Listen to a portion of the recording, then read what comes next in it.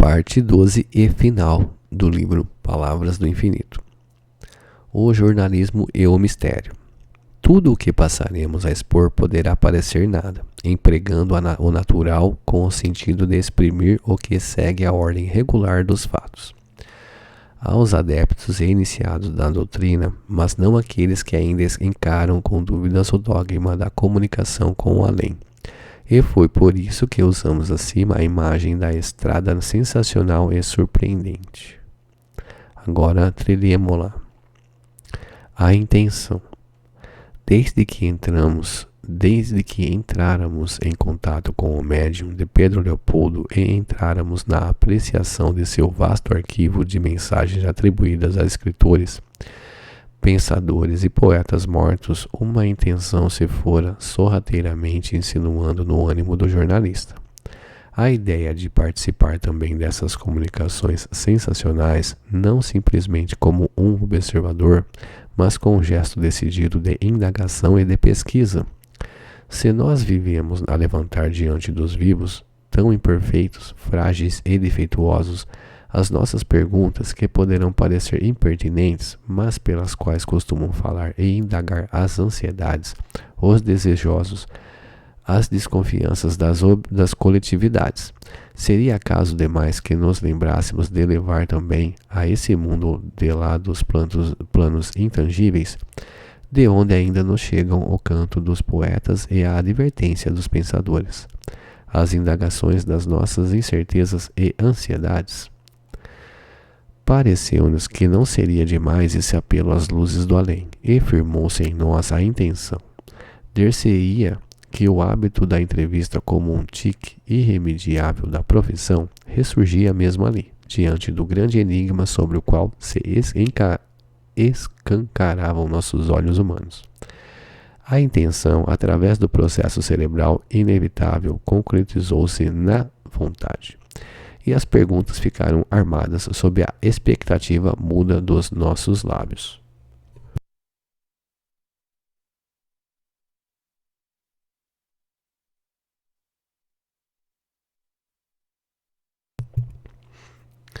Precipitam-se os acontecimentos.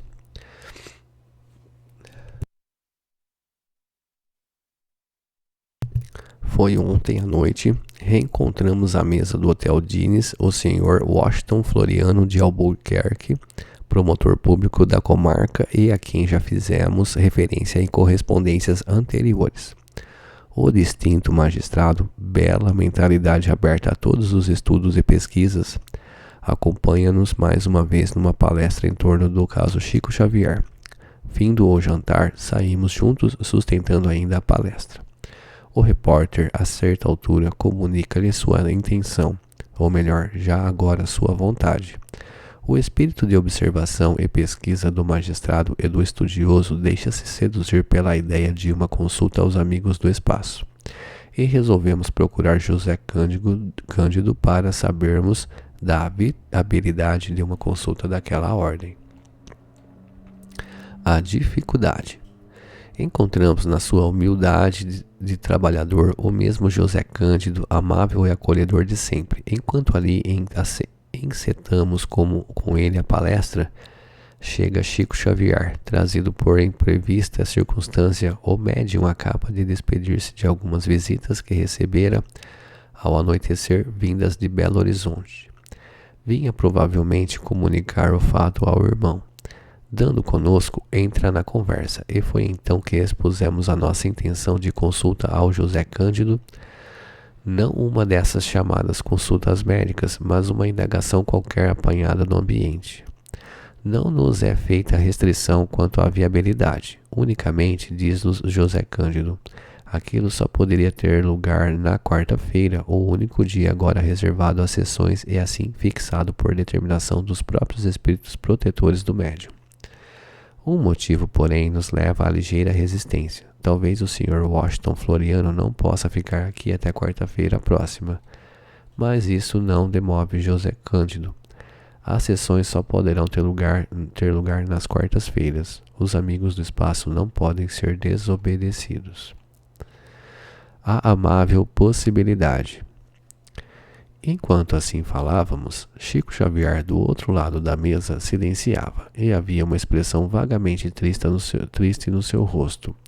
No relance vem ao repórter a impressão nítida de que aquela alma boa, sensível e humilde, se desgostava um pouco com a necessidade daquela resistência imposta pelos imperativos citados às nossas solicitações humanas.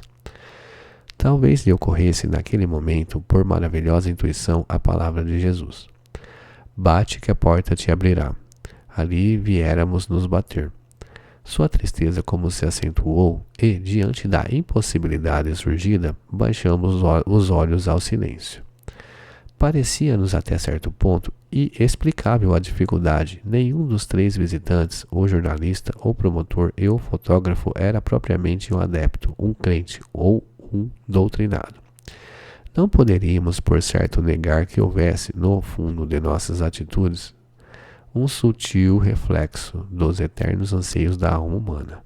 Mas o que nos movia também era uma intenção de pesquisa, de constatação mais convincente, aquilo que poderíamos chamar a busca, não isenta de leve malícia, das evidências, e foi no meio dessa meditação que nos surpreendeu a voz do médium. Emanuel atenderá. A porta abre-se. Por um instante o nosso silêncio ainda se apoia num certo pasmo. Emanuel atende. O guia, o espírito do médium, abre-nos, pois, uma concessão? Enfim, a porta abrira-se. Tudo foi tão imprevisto que, em verdade, ainda nem tínhamos preparado as nossas perguntas. Apenas meia hora antes, ao sairmos do hotel, havíamos grafado um rascunho de indagações gerais com que pretendíamos compor as perguntas. Mas não se podia hesitar. José Cândido ocupa rapidamente o lugar ao lado do médium, pede que façamos a nossa consulta. O promotor Albuquerque faz um sinal ao jornalista, este tira do bolso uma das páginas rascunhadas. A pergunta. Na folha quase amarrotada, lemos isto numa das perguntas que grafáramos às pressas para a ulterior escolha. Que possibilidades existem e que vantagens ou desvantagens adviriam da implantação de um regime extremista no Brasil? Estendemos o papel a José Cândido, que o põe por sua vez diante do médium já em transe. Fornecemos ao mesmo tempo nosso próprio bloco de papel e lápis para a grafia da mensagem que porventura viesse, pois não houvera nenhuma preparação para isso. A seguir, José Cândido pede que nos concentremos numa prece ao Senhor e ao Espírito dos nossos mortos bem-amados. A resposta. Nem um minuto chegou a passar e ouvimos o ruído característico do lápis sobre o papel e inicia-se a grafia de mensagem rapidamente, como de costume, ainda uns 12 ou 15 minutos de concentração e o lápis destacou ao fim de uma assinatura, imobilidade.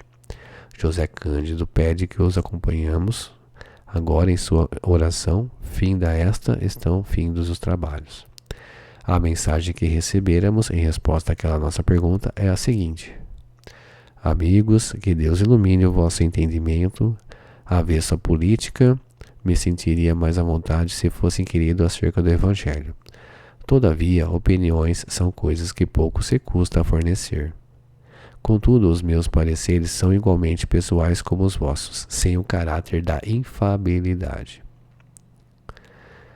As mais extravagantes teorias políticas têm sido veiculadas no Brasil, cujo povo, guardando tradições de raças diversas, ainda se encontra longe da linha decisiva de sua evolução racial. Tudo aí se mistura e todas as ideias se propagam sem que sejam devidamente estudadas, ponderadas no cadinho da análise mais rigorosa. A implantação de um regime extremista seria um grande erro que o sofrimento coletivo viria certamente expiar. De um lado prevalecem as doutrinas dos governos fortes, como a política do Sigma copiando o fascismo em suas bases. Da outra margem se encontra o comunismo, inadaptável ainda à existência da nacionalidade. Levando-se em conta o problema da necessidade de braços para o trabalho em uma terra vastíssima à espera das iniciativas e cometimentos do progresso preciso, É verdade que a Rússia atual fornece exemplos ao mundo inteiro, porém os homens que inauguraram violentamente os seus novos regimes não se fizeram de um dia para o outro. Eles representavam muitos séculos de opressão, de martírios, de tormentos nefandos. Não saíram do proletariado que se compraz na incultura, mas da energia condenadora que busca conciliar o labor operário com o trabalho intelectual das academias. O Brasil necessita, antes de tudo, combater o magno problema do analfabetismo. É necessário que se solucione o enigma pedagógico que implica toda essa mocidade sem entusiasmo e sem energia para o estudo. Para o Estado ao qual não se enquadra outro regime fora da democracia liberal, até que o povo se eduque convenientemente para as grandes iniciativas do porvir.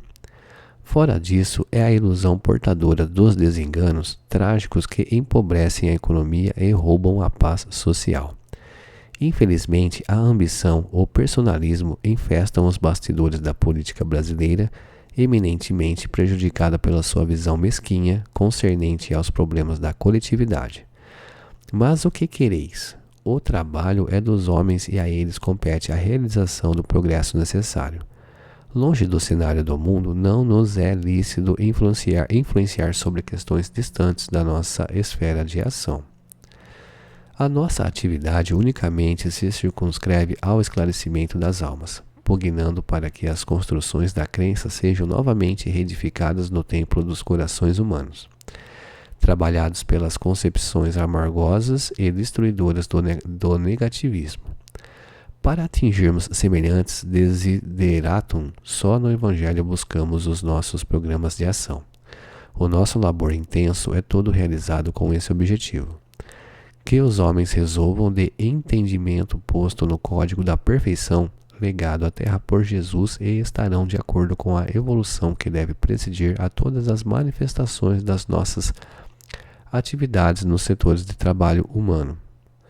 A Deus elevemos assim nossos votos para que os governantes do Brasil se acautelem com a infiltração de ideias contrárias ao bem-estar social e em desacordo como a sua vida de nacionalidade nova é apta a desempenhar um papel muito preponderante no seio da humanidade. Emmanuel, de O Globo, de 16 de maio de 1935.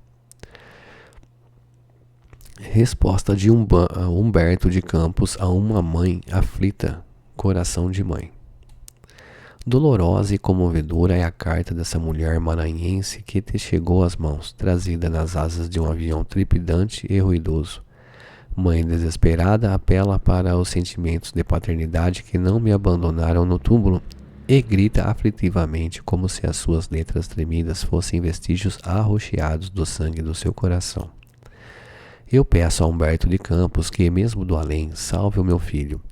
Ele que não se esqueceu dos que deixou na terra, não pode negar uma esmola à minha alma de mãe extremosa. E eu me lembro, comovido, dos apelos que me eram dirigidos pelos sofredores nos derradeiros tempos da minha vida, enquanto eu naufragava devagarzinho no veleiro da dor entre as águas pesadas do oceano da morte. Eu daria tudo para enviar a essa mulher sofredora da terra, que foi minha, a certeza de que o seu filho é uma criatura predileta dos deuses. Tudo faria para imitar aquelas mãos ternas e misericordiosas que descansaram sobre a fronte abatida do órfão da viúva de Naim, ressuscitando para um coração maravilhoso de mãe as energias do filho que padece sob as provações mais penosas. A morte, porém, não afasta do nosso caminho a visão estranha da fatalidade e do destino. Há um determinismo no cenário das nossas existências criado por nós mesmos. O mal, com o seu cortejo de horrores, não está dentro dessas correntes impetuosa e irrefreável, mas todos os seus elos são formados pelos sofrimentos. Os homens de barro têm de batalhar a vida inteira repelindo o crime e o pecado, mas inevitavelmente andarão atolados no pantanal da dor e da morte. O que mais me pungia depois de haver perquirido as lições dos sábios daí, era a inutilidade dos seus argumentos ante as determinações irrevogáveis do destino. Após haver atravessado as estradas da ignorância despretensiosa no limiar do imenso palácio das experiências alheias, presumi encontrar a solução dos enigmas que confundem o cérebro humano. Mas em todas achei o mesmo tormento, as mesmas ansiedades angustiosas. Frente a frente ao pulso inflexível da morte, toda a ciência do mundo é de uma insignificância irremediável. Nesse particular, todo o portentoso edifício da filosofia de Pitágoras não valia mais que as extravagantes teorias doutrinárias propaladas no mundo. Todos quantos laboram em favor do homem da terra esbarram nos muros indevassáveis da sombra. O Cristo foi o único que espalhou na masmorra da carne uma claridade suave, porque não se dirigiu à criatura terrena, mas à criatura espiritual. Assombrava-me o espetáculo pavoroso do mundo, onde as leis liberalíssimas para a aristocracia do ouro e severas em face dos infortunados que palmilham o caminho espinhoso com os pés descalços, e feridos refletem o caráter humano com seus incorrigíveis defeitos. E, despertando de longos pesadelos na porta da claridade da sepultura, a minha primeira inquirição com respeito aos problemas que me atormentavam foi uma pergunta dolorosa acerca dos contrastes amargos do mundo. Ainda aqui, porém, os gênios carinhosos da sabedoria abençoam a sorrir os que os interpelam, porque a decifração dos enigmas das nossas existências está em nós mesmos. Apesar do destino inflexível, há uma força em nós que dele depende, como origem de todas as nossas ações e pensamentos. Somos obreiros da trama caprichosa das nossas próprias vidas. As mãos de hoje cortam as felicidades alheias, amanhã se recolherão como galhos ressequidos nas frontes verdes da vida. As mãos que hoje cortam as felicidades alheias, amanhã se recolherão como galhos ressequidos nas frontes verdes da vida. As iniquidades de um Herodes podem desaparecer sob o manto de renúncias de um Vicente de Paulo. O sensualismo de Madalena foi expurgado nos prantos amargosos da expiação e do arrependimento. Quando pudermos ver o passado em todo o seu desdobramento, depois de contemplarmos a Messalina em sua noite de regalados prazeres, vê-lo-emos de novo arrastando-se nas margens do Tibre, enfiada num vestido horripilante de negras monstruosidades. Faltou-me na vida terrena semelhante compreensão para entender a verdade. Que essa pobre mãe maranhense considere esses realismos que nos edificam e nos salvam. E, como um anjo de dor, à cabeceira do seu filho, eleve o seu apelo ao coração augusto daquele que remove as montanhas com o sopro suave do seu amor. Sua oração subirá ao infinito como um cálice de perfume derramado ao clarão das estrelas que enfeitam o trono invisível do Altíssimo. E, certamente, os anjos da piedade e da doçura levarão a sua prece como cândida oferta da sua alma sofredora a magnanimidade daquela que foi a rosa mística de Nazaré. E então, nesse momento, talvez que o coração angustiado da mãe que chora na terra se ilumine de uma claridade estranha e misteriosa e misericordiosa. Seu lar desditoso e humilde será por instantes um altar dessa luz invisível para os olhos mortais. Duas mãos de névoa translúcida pousarão como açucenas sobre a sua alma oprimida, e uma voz carinhosa, embaladora, murmurará aos seus ouvidos: Sim, minha filha, ouvi a tua prece e vim suavizar o teu martírio, porque também tive um filho que morreu ignominiosamente na cruz. Do Correio Paulistano, 15 de junho de 1936, recebido em Pedro Leopoldo, Minas Gerais, por Francisco Cândido Xavier. Fim. E aqui termina o livro Palavras do Infinito. Até uma próxima. Se você quiser ver ter mais livros aqui no canal, na parte de playlists, você vai encontrar aí, tem playlist de cada livro. Eu deixo organizado, separado por livros. Beleza? Até uma próxima.